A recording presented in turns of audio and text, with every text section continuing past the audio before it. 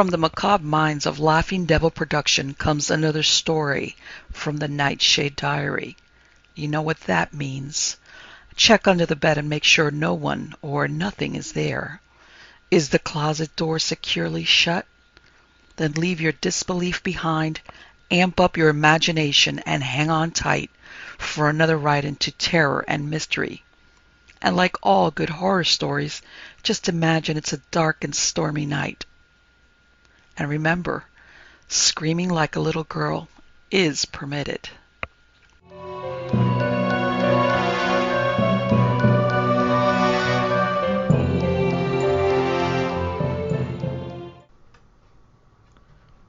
Florinda by Shamus Frazer. Did you and Miss Reeve have a lovely walk, darling? Claire asked of the child, in the tarnished depths of glass before her. Well, it was lovely for me, but not for Miss Reeve, because she tore her stocking on a bramble and it bled. The stocking? No. That ran a beautiful ladder, said Jane very solemnly, but there were 2 long tears on her leg, as if a cat had scratched her. We were going along by the path by the lake when the brambles caught her. She almost fell in. She did look funny, Mommy, hopping on the bank like a hen blackbird a cat's playing with and squawking. Poor Miss Reeve. Your father's going to have that path cleared soon. It's quite overgrown. Oh, I hope not soon, Mommy. I love the brambly places. And what the birds and rabbits will do if they're cut down, I can't imagine. The thickety bushes are all hopping and fluttering with them when you walk, and the path wiggles as if it were living, too. So you must lift your feet high and stamp on it, the way Florinda does. But Claire was not listening any more. She had withdrawn her glance from Jane's grave elfin features in the shallowed recesses of the glass to fix it on her own image, spread as elegantly upon its surface as a swan. And if Daddy has the bushes cut down, Jane went on, what will poor Florinda do? Where will she play? There will be no place at all for the little traps and snares she sets. No place for her to creep and whistle in, and tinkle into laughter when something funny happens, like Miss Reeve caught by the leg and hopping. This was the time, when her mother was not listening, that Jane could talk most easily about Florinda. She looked at her mother's image, wrapped in the dull mysteries of grown-up thought, within the oval Chippendale glass, and thence to the rococo frame of gilded wood, in whose interlacing design 2 birds of faded gilt, a bat with a chipped wing, and flowers whose golden petals and leaves showed here and there little spots and tips of white plaster like a disease, were all caught forever. That's how I met Florinda, she was chattering quite confidently, now that she knew that it was only to herself. I've been down to the edge of the lake, where there are no brambles, you know, the lawn side, and I knelt down to look at myself in the water, and there were 2 of me. That's what I thought at first, 2 of me, and then I saw one was someone else. It was Florinda, smiling at me, but I couldn't smile back, not for anything. There we were, like you and me in the glass, one smiling and one very solemn. Then Miss Reeve called and Florinda just went, and my face was alone and astonished in the water. She's shy, Florinda is, and sly too. Shy and sly, that's Florinda for you. The repeated name stirred Claire to a vague consciousness. She had heard it on Jane's lips before. Who is Florinda? She asked. Mummy, I've told you. She's a doll, I think, only large as me, and she never talks, not with words anyway, and her eyes can't shut, even when she lies down. I thought she was called Arabella. That's the doll Uncle Richard gave me last Christmas. Arabella does close her eyes when she lies down, and she says, "Good night, Mama," too, because of the gramophone record inside her. But Florinda's different. She's not a house doll. She belongs outside, though I have asked her to come to tea on Christmas Eve. Well, darling, I've lots of letters to write, so just you run along to the nursery and have a lovely tea. So Florinda was a doll, an ideal doll, it seemed, that Jane had invented in anticipation of Christmas. 9 in the new year, Jane was growing perhaps a little old for dolls. A strange child, thought Claire, difficult to understand, and that she took after her mother, though in looks it was her father she resembled. With a sigh, Claire slid out the drawer of the mahogany writing desk. She distributed writing paper and envelopes, the Christmas cards, reproductions of Alcan prints, in neat piles over the red leather, and opening her address book, set herself to write. Roger came in with the early December dusk. He had been tramping around the estate with Wakefield the agent, and the cold had painted his cheeks blue and nipped his nose red so that he looked like a large clumsy gnome. He kissed Claire on the nape, and the icy touch of his nose spread gooseflesh over her shoulders. "You go and pour yourself some whiskey," she said, "and thaw yourself out by the fire. I'll be with you in a minute." She addressed 2 more envelopes in her large clear hand, and then, without looking around, said, "Have we bitten off rather more than we can chew?" "There's an awful lot to be done," said her husband from the fire. "So much one hardly knows where to begin. The woods are a shambles. Neeson huts, nastiness, and barbed wire. One would have thought Uncle Eustace would have made some effort to clear up the mess after the army moved out. But, darling, he never came back to live here. He was too wise. Too ill and too old, and he never gave thought to those who'd inherit the place, I suppose. He never thought we'd be foolish enough to come and live here anyway." Roger's uncle had died in a nursing home in Bournemouth earlier in the year, and Roger had come into these acres of Darkshire Park and woodland, and the sombre peeling house, Fowling Hall, set among them. At Claire's urging, he had tried to sell the place, but there were no offers, and now Roger had the obstinate notion of settling here, and trying to make pigs and chickens pay for the upkeep of the estate. Of course, Claire knew there was something else behind his recent interest in the country life. Nothing had been said, but she knew what Roger wanted, and she knew, too, that he would hint at it again before long. The forbidden subject. She stacked her letters on the desk and went to join him by the fire. "There's one thing you can do," she said. "Clear that path that goes round the lake. Poor Miss Reeve tore herself quite nastily on a bramble this afternoon, walking there. I'll remind Wakefield to get the men on the job tomorrow. And what was Jane doing down by the lake just now as I came in? I called her and she ran off into the bushes. My dear, Jane's been up in the nursery for the last hour or more. Miss Reeve's reading to her. You know she's not allowed out this raw weather except when the sun's up. The doctor said." "Well, I wondered. I only glimpsed her, a little girl in the dusk. She ran off when I called. One of the workmen's children, I expect?" "Perhaps. Strange, I didn't think of that." He took a gulp of whiskey and changed the subject. "Claire, it's going to cost the earth to put this place properly in order. It would be worth it if," he added with an effort, "I mean, if one thought it was leading anywhere." So it had come out, the first hint. "You mean if we had a son, don't you? Don't you, Roger?" She spoke accusingly. "I merely meant, well, yes, though, of course." She didn't let him finish. "But you know what the doctor said after Jane. You know how delicate she is. You can't want—" "If she had a brother," Roger began. Claire laughed, a sudden shiver of laughter, and held her hands to the fire.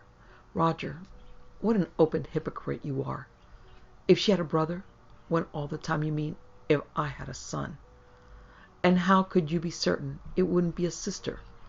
No, Roger, we've had this out 1,000 times in the past. It can't be done." She shook her head and blinked at the fire. "It wouldn't work out." Roger went into the nursery, as was his too irregular custom, to say good night to Jane. She was in her pink fleecy dressing gown, slippered toes resting on the wire fender, a bowl emptied of bread and milk on her knees.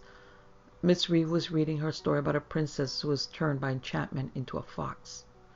"Don't let me interrupt, Miss Reeve. I'll look in again later." "Oh, do come in, Mr. Whaley. We're almost ready for bed. I was sorry to hear about your accident this afternoon.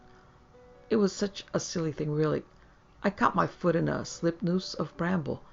It was as if somebody had set it on the path on purpose, only that would be too ridiculous for words. But it was a shock, and I tore myself painfully trying to get free."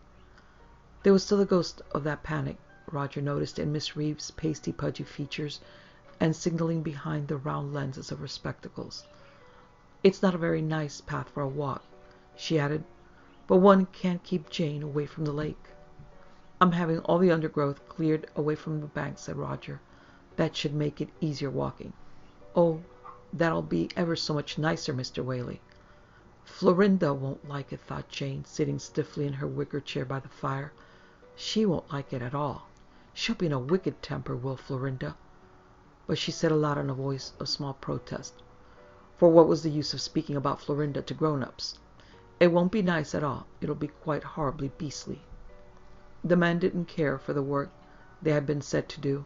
It was the skeletons, they said, and they prodded suspiciously with their implements at the little lumps of bone and feather and fur that their cutting and scything had revealed. There was a killer somewhere in the woods. Owls, said one. Stoats, said another. But old Renshaw said glumly it was neither bird nor beast. That it was something that walked that shouldn't. And this infected the others with a derisive disquiet. All the same, 50 yards of path were cleared during the morning, which took them beyond the small Doric pavilion that once served as boat-house, and was reflected by a stone twin housing the lock mechanism on the eastern side of the lake. Miss Reeve took Jane out in the afternoon to watch the men's progress. Jane ran ahead down the cleared path, paused at the pavilion to hang over the flaking balustrade and gaze down into the water, whispered something, shook her head, and ran on. "Hello, Mr. Renshaw." "Alone?" she cried, as rounding a sudden twist in the path, she came upon the old man hacking at the undergrowth. Renshaw started and cut short, and the blade bit into his foot. This accident stopped work for the day. "It wasn't right, Miss Jane, to come on me like that," he said, as they were helping him up the house. "You gave me a real turn. I thought—" "I know," said Jane, fixing him with her serious, puzzled eyes. And she was there, too, watching all the time. Whatever the killer was, it moved its hunting ground that night. 2 white Orpingtons were found dead beside the arks next morning, their feathers scattered like snow over the bare ground. "And it's not an animal, neither," said Ron, the boy who carried the mash into the runs and had discovered the kill. "What do you mean, it's not an animal?" asked Wakefield. "I mean that their necks is run, Mr. Wakefield." "Oh, get away," said Wakefield. But the following morning another hen was found lying in a mess of feathers and blood, and Wakefield reported to his master. "It can't be a fox, sir. That head's not been bitten off. It's been pulled off, sir. And there was this, sir, was found by the arks." It was a child's bracelet of black and silver. The path was cleared, but on the farther side of the lake, the shrubberies that melted imperceptibly into the tall woods bordered it closely. Here Jane dawdled on her afternoon walk. At the bend in the path near the boathouse she waited until her governess was out of sight, and then called softly into the gloom of yew and rhododendrons and laurel. "I think you're a beast, and I'm not going to be your friend any more. Do you hear? And you're not to come on Christmas Eve, even if you're starving." There was a movement in the shadows, and she glimpsed the staring blue eyes and pinched face and the tattered satin finery. "And it's no use following us, so there!" Jane stuck her tongue out as a gesture of defiance and ran away along the path. "Are you all right?" asked Miss Reeve, who had turned back to look for her. "I thought I heard someone crying." "Oh, it's only Florinda," said Jane, "and she can sob her eyes out now for all I care." "Jane," said Miss Reeve severely, "how many more times have I to tell you Florinda is a naughty fib, and we shouldn't tell naughty fibs even in fun?" "It's no fun," said Jane, so low that Miss Reeve could hardly catch a word. "No fun at all being Florinda." A hard frost set in overnight. It made a moon landscape of the park and woods, and engraved on the nursery window panes, sharply as with a diamond, intricate traceries of silver fern. The bark of the trees was patterned with frost like chainmail, and from the gaunt branches icicle daggers glinted in the sun. Each twig of the bare shrubs had budded its teardrops of ice. The surface of the lake was wrinkled and gray like the face of an old woman, and Wakefield says if it keeps up we may be able to skate on it on Boxing Day. But by midday the temperature rose, and all out of doors was filled with a mournful pattering and dripping. Towards evening a dirty yellow glow showed in the sky, and furry black clouds moved up over the woods bringing snow. It snowed after that for 2 days, and then it was Christmas Eve. You look like the Snow Queen, but you smell like the Queen of Sheba. Must you go out tonight, Mummy? Darling, it's a bore. We promised Lady Graves, so we have to. But you should have kept your fingers crossed. But you'll be back soon? In time to catch Father Christmas climbing down the chimneys, I expect. But earlier than that, promise. Much earlier than that. Daddy wants to get back early, anyway. He and Wakefield had a tiring night sitting up with a gun to guard their precious hens. But it never came, did it? Not last night. And now you go to lovely sleeps, and when you wake perhaps Father Christmas will have brought you Florinda in his... No, cried the child, not Florinda. Mummy, please. What a funny thing you are, said Claire, stooping to kiss her. You were quite silly about her a few days ago. Jane shivered and snuggled down in the warm bed. I've changed, she said. We're not friends any more. After the lights were out, Jane imagined she was walking in the snow. The snowflakes fell as lightly as kisses, and soon they had covered her with a white soft down. Now she knew herself to be a swan, and she tucked her head under a wing, and so fell asleep on the dark rocking water. But in the next room Miss Reeve, who had gone to bed early, could not sleep, because of the wind that sobbed so disquietingly around the angles of the house. At last she put out a hand to the bedside table, poured herself water, groped for the aspirin bottle, and swallowed down 3 tablets at a gulp. It was as she rescrewed the top. She noticed it was not the aspirin bottle she was holding. She could have sworn that the sleeping tablets had been in her dressing table drawer. Her first thought was that someone had changed the bottles on purpose, but that, she told herself, would be too absurd. There was nothing she could do about it. The crying of the wind mounted to a shrill, broken fluting that sounded oddly like children's laughter. The first thing they noticed when the car drew up, its chained tires grinding and clanking under the dark porch, was that the front door was ajar. Wait here, said Roger to the chauffeur. There seems to have been visitors while we were away. Claire switched on the drawing-room lights and screamed at the demonic havoc they revealed. The chairs and tables overturned, the carpet a litter of broken porcelain, feathers from the torn cushions, and melting snow. Someone had thrown the heavy silver inkwell at the wall glass, which hung askew, its surface cracked and starred, and the delicate frame broken. No sane person, Roger began, but already Claire was running up the stairs to the nursery and screaming, Jane! Jane! As she ran. The nursery was wrecked too. The sheets clawed in strips, the floor a drift of feathers from the ripped pillows.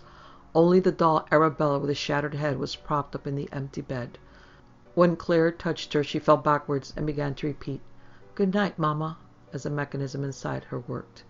They found Jane's footsteps in the snow leading over the lawn in the direction of the lake. Once they thought they saw her ahead of them, but it was only the snowman Roger had helped her build during the afternoon. There was a misty moon, and by its light they followed the small, naked footprints to the edge of the lake, but their eyes could make out nothing beyond the snow-fringed ice. Roger had sent on the chauffeur to a bend in the drive where the car's headlights could illuminate the further bank.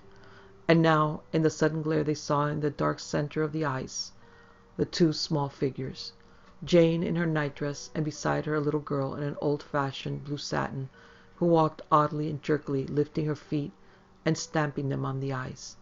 They called together, Jane! Jane, come back!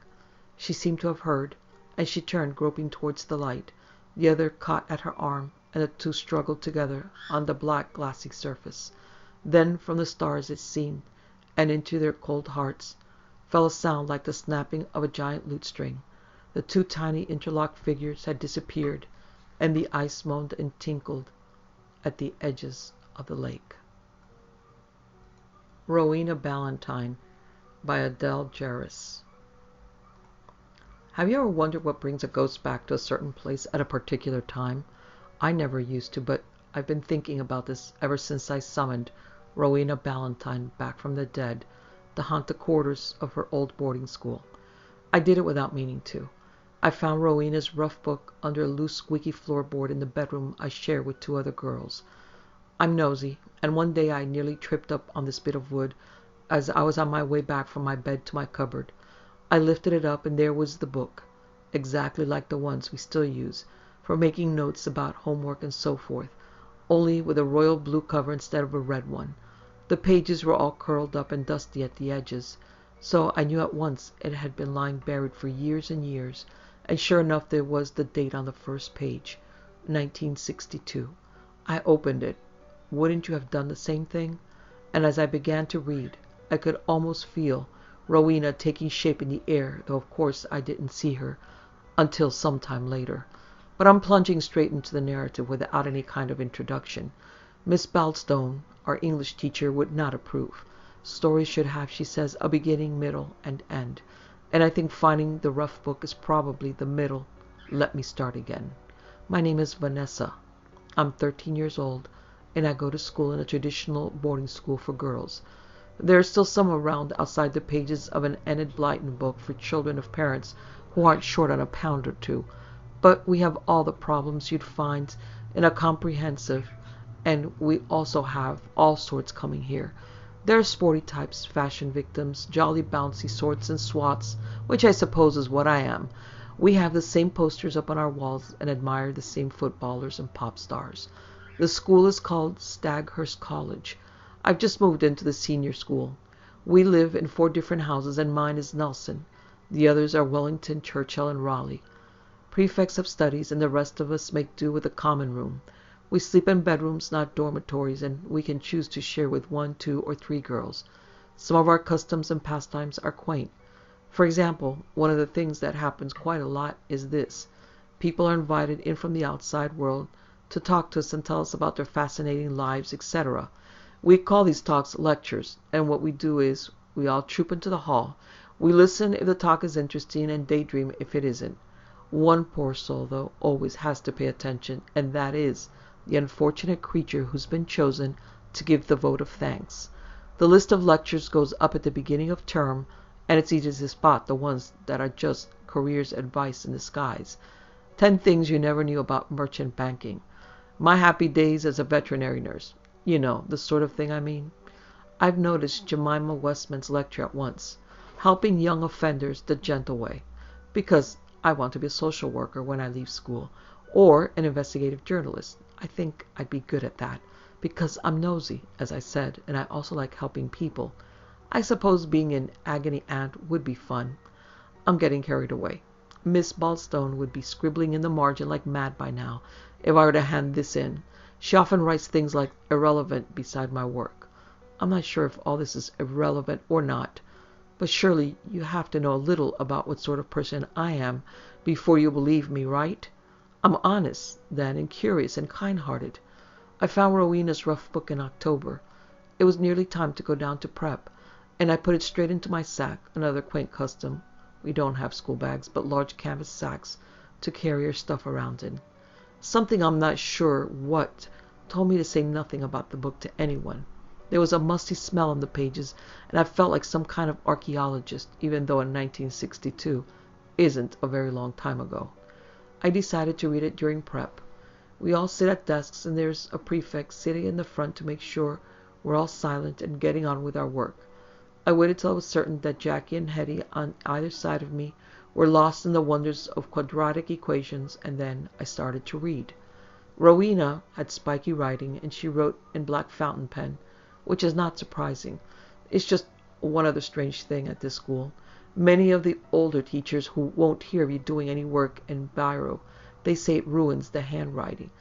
The letters had faded to sort of brown, and they were quite hard to make out sometimes. But I managed to read what there was. It wasn't very much. Most of the pages didn't have anything more thrilling on them than things like geography, glaciated valleys, page 35. But there were some near the end which made me shiver, and I felt it run down my spine. Reading those, I felt I knew what she was feeling.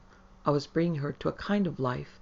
That sounds ridiculous, I know, but as Miss Baldstone is forever pointing out, words are powerful. They can hurt and move and startle and make you laugh and cry.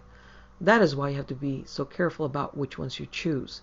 I don't think Rowena was worried about fine writing. It was more as though she were using the pages as a shoulder to cry on. That's the only way I can put it. Here are some of the things she wrote.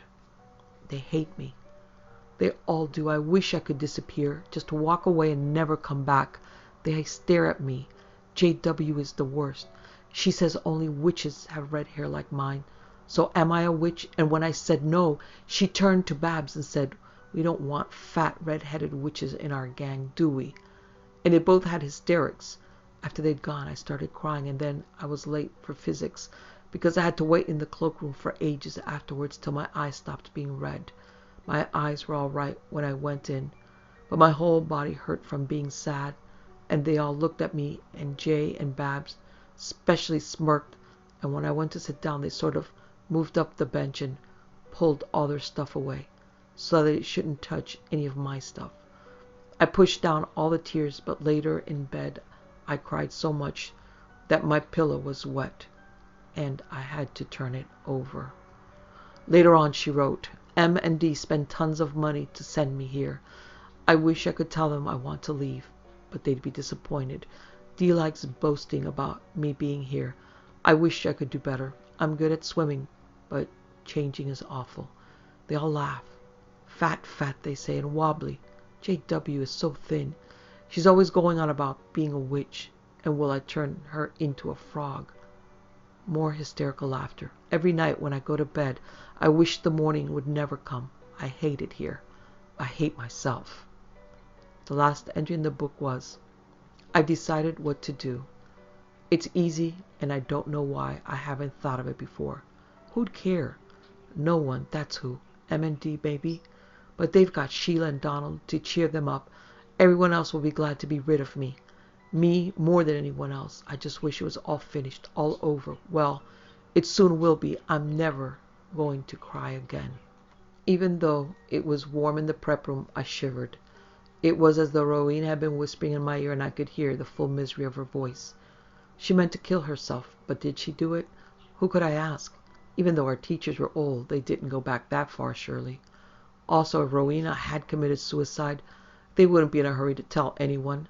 Death isn't the kind of thing you want on your prospectus if you're a posh girls' school. I decided to think about it.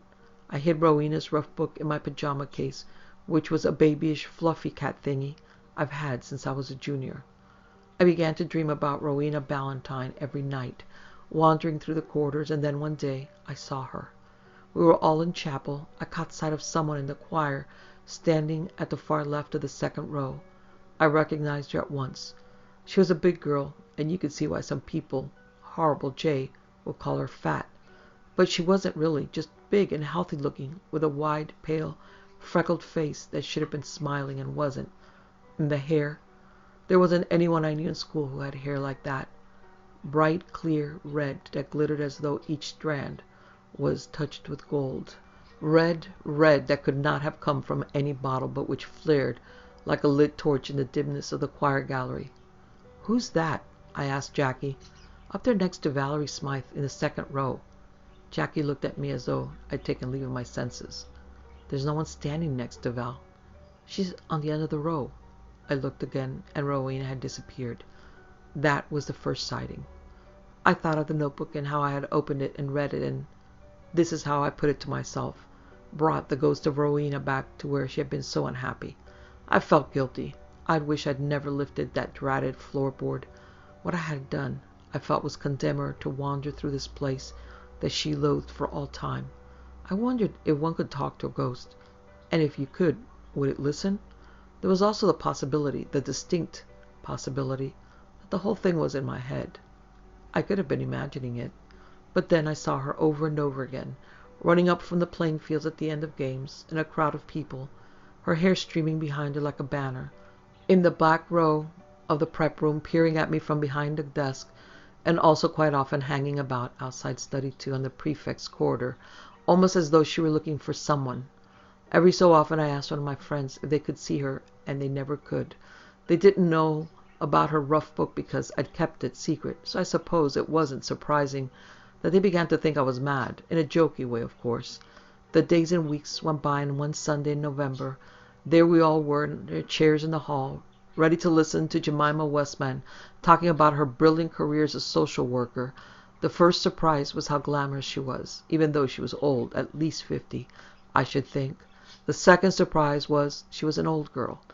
I'm sure no one had ever told me that, so it came as a bit of a shock when she mentioned that she'd been in Nelson House. And when I was a prefect, I had studied too. I've just been down to have a look at it, and it's made me feel very strange. Is the things that happened to me while I was at Staghurst, things that I did which led directly to my work with teenagers. I'm concerned with the fact that so many have such low self-esteem and put up with dreadful things like bullying, which no one should ever have to cope with at any age. My job is to try and help them as much as I can. Jemima Westman looked down and blushed. I have, she said, a confession to make. I've never told anyone this before, but now that I'm here in the old school hall, I feel as though there are certain people looking at me and listening, and I'd like to apologize publicly for something I did, or rather for something I didn't do. She gazed all around the hall, and suddenly her mouth fell open, and her skin turned the color of pale cheese. She took a mouthful of water from the glass on the table beside her and looked towards the back of the hall again. I glanced at the place I thought she was looking at, and I think I knew even before I saw her that Rowena would be there sitting on a chair at the back. Jemima Westman had seen her too. I was sure of it. Jemima Westman, J.W. Was she the J.W. of the rough book? My heart began to beat fast, and I decided that I would ask her when the time came for questions. Did you ever know a red-headed girl called Rowena Ballantyne? I would say. I was trembling all over at the thought of saying it out loud in front of everyone like that, but I needed to know.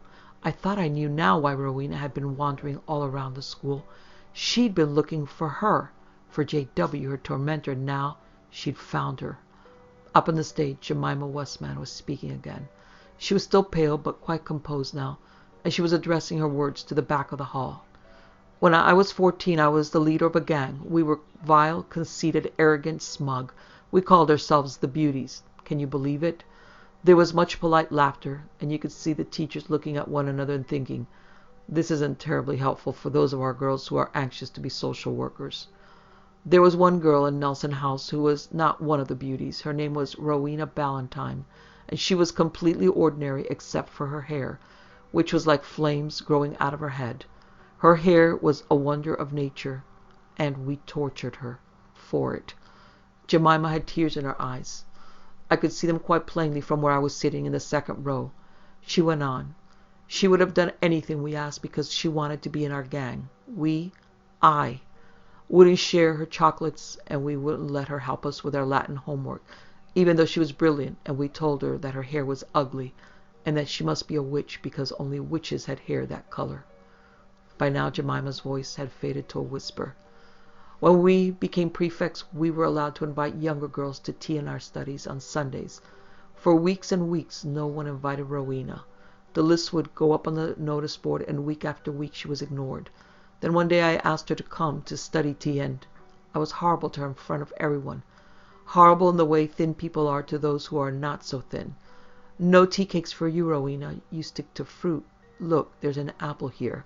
She was found face down in the swimming pool next morning. She was a very good swimmer. It couldn't have been an accident. She just didn't want to live anymore, and we were the ones. I was the one who had driven her to it. I killed her.